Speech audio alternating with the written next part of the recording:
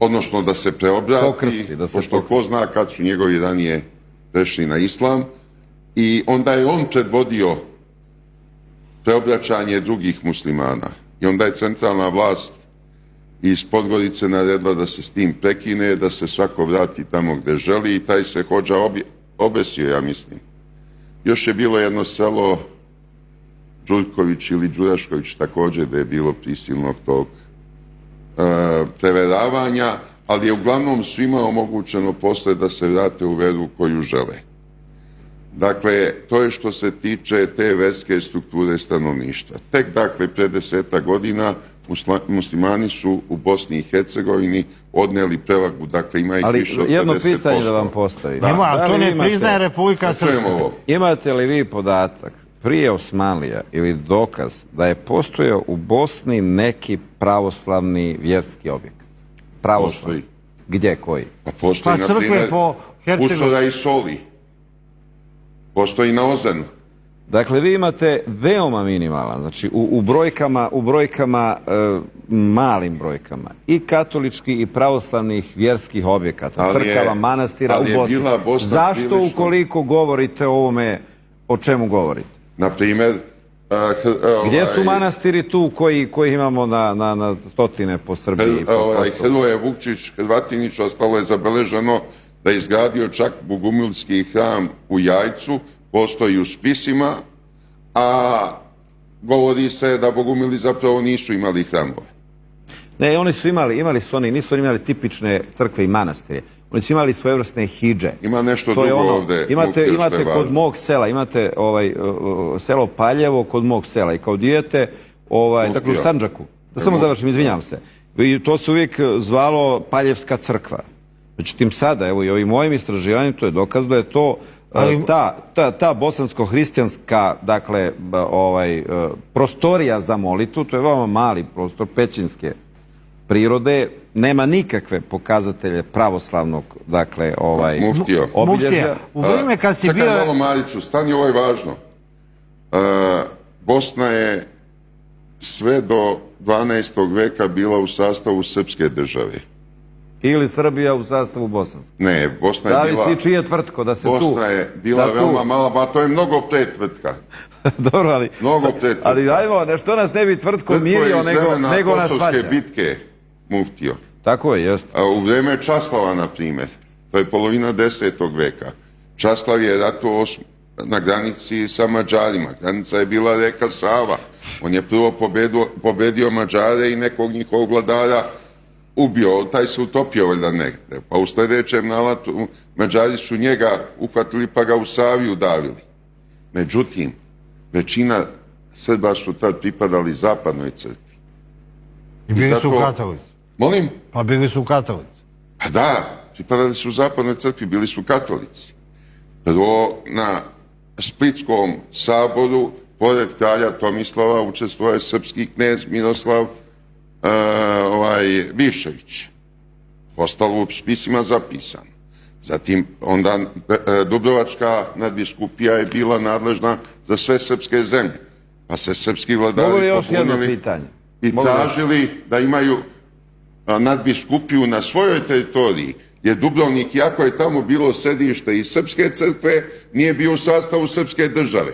Pa je osnovana barska nadbiskupija.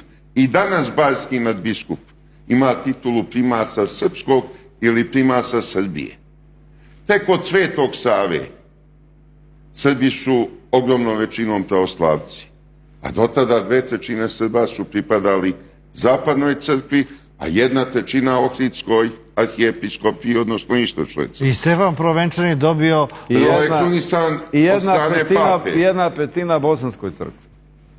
Ali muftija, u vreme kad si bio ekstremista, ti si mene potresao, u nekom prošlom životu. Kad si tražio da se u Novom Pazaru zabrani slavljenje Svetog Save kao školske slave.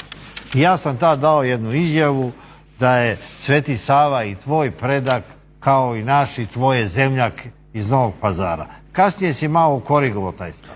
Ne, prvo jedno je predak, drugo je zemljak. Nemoj te pojmove da Čekaj, šta je tebi Sveti Sava, zemljak ili... On je rođen u selu Miščići, to je od Novog Pazara nekih 7 kilometara, nema više, kod Deževe. I dakle, to je činjenica nesporna s kojom ne treba opće polemisati.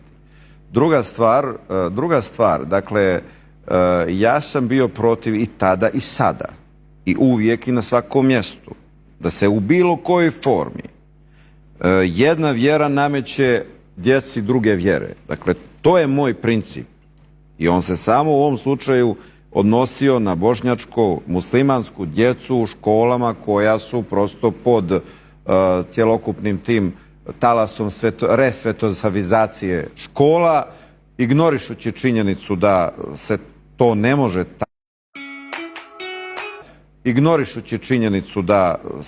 to ne može tako upražnjavati prema djeci, prema školama u kojoj su većina bošnjačka, odnosno muslimanska djeca, sa opet velikim upitom sekularna država dokle treba da ima prisustvo vjere u školama na taj način, uključujući i slave i tako dalje. To je jedna tema koja naravno opet... A bilo bi nenormalno da djeca u Novom Pazaru ne znaju ko je Sveti Sava. Vidite, koji je odatle, koji je najveća ličnost iz Novog Pazara. Samo polako. Jedno je da mi učimo jedni od drugima. I ja tu nemam protiv ništa. Opet brkaš pojmove. Znači, jedno je da sada mi bošnjačku djecu učimo i o historiji i tradiciji Srba, nemam ništa protiv, što više znaju bolje je, što mislim da i srpska djeca trebaju učiti i o Bošnjacima i o muslimanima. Manje bi imali sukoba da se pozna. Naravno, jer je većina sukoba iz nepoznavanja. Nepoznavanje uvijek rađa strahove. Dakle, to je opet tema druga. Moje protivljenje se nije odnosilo na to. Moje protivljenje se odnosilo na to da se uključuju u vjerski dio programa slave Sveti Sava. Dakle, to je vjerski obred. Da djeca se uključuju u taj program, to je za mene neprihvatljivo i nisam promijenio stav. Bilo kad sam u tvojoj glavi bio ekstreman, bilo sad kad nisam u tvojoj glavi ekstreman, to nema nikakve veze sa tim. Dakle, to je moj principijelni stav. Ali Mladić je vrhunski arbitar. Za Svetog Savu.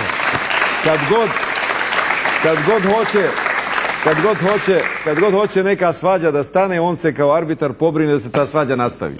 Dakle, to je njegova arbitraža. Prema tome, mi ovdje tema veoma bitna koju ćemo ne znam koliko večeras uspjeti da apsolviramo, ali ovdje su veoma važni srpsko-bošnjački odnosi, pravoslavno-muslimanski odnosi. Ima još jedna stvar tu koja je bitna. Pazite, najvećem broju muslimana prethodna religija je bila pravoslavna. Nekima je bila katolička, vrlo malom broju. Najvećem broju je bilo bosansko hrišćanstvo. Ali i bosanskom hrišćanstvu je bilo pravoslavlje. Naši istoričari smatraju da je to izmišljati. Da su samo bogumili prešli u muslimansku veru. Prethodna je bila zapadna crkva, ali nije to bitno. Prethodna religija. A prethodno vam je bilo paganstvo, ali ne znam šta uopšte znači čak i da je to tačno. Ali meni je draga i ta naša prethodna srpska, slovenska vera koju nazivaju paganskom i ja sam voleo to da čitam. Natko Nodilo, jedan Spličanin koji se zalagao za slogu Srba i Hrvata, sam se smatrao Srbinom, ali iskreno je želeo tu slogu.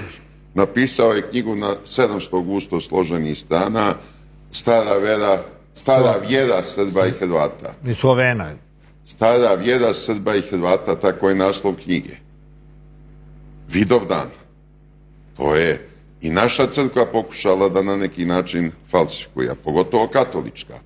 Oni su, pravi naziv rijeke je Rijeka Svetog Vida ili Rika Svetog Vida, jer je Čakavski imao dva dijalekta, odnosno dva izgovora, ekavski i ikavski.